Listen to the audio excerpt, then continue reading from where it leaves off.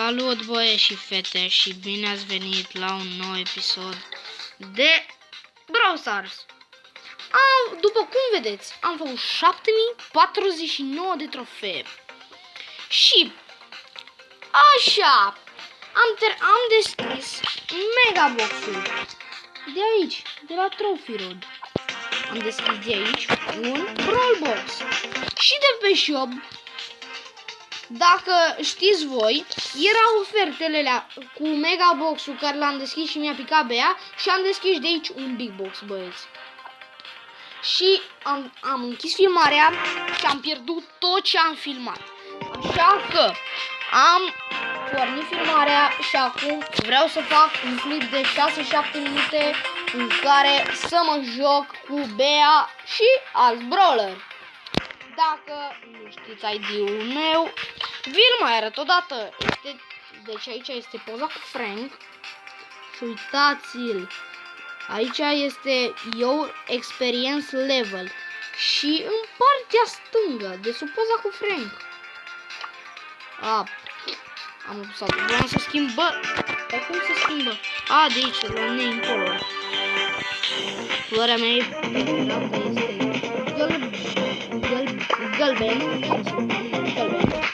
Și haideți să începem. Ne jucăm un Brawl Ball sau ce nu știu? Da, un Brawl Ball, că e... Na. Sper că vă place seria asta de Brawl Stars. Be cool! Da, am ideea.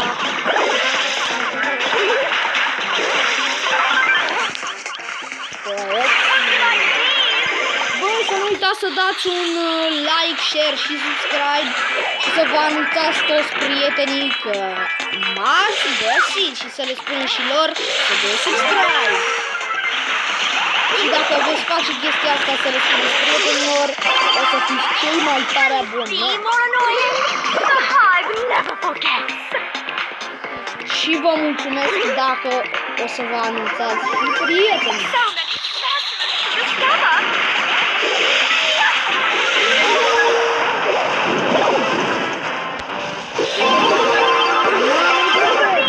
Și a activat ulta înainte să mă ia mamă.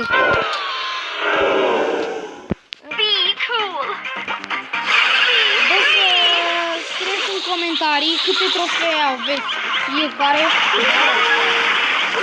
Bă, da, cine are joc. Da, și Dea.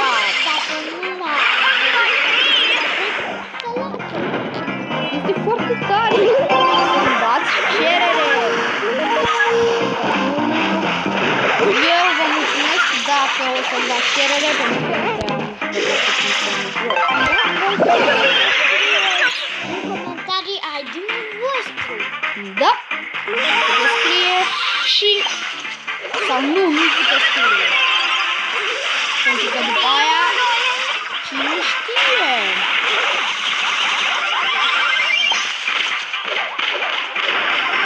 Dar da, scrieți-l. Dacă n-ați văzut ID-ul, puteți să-mi scrieți. Dacă nu l-ați văzut, dacă l-ați văzut, Băieți, eu zic să... Mascuflete arată de unde poți să scrii ID-ul și să ceri la prietenie. Aici. Scrieți aici. Enter. Stați că scrie. Stați clienți.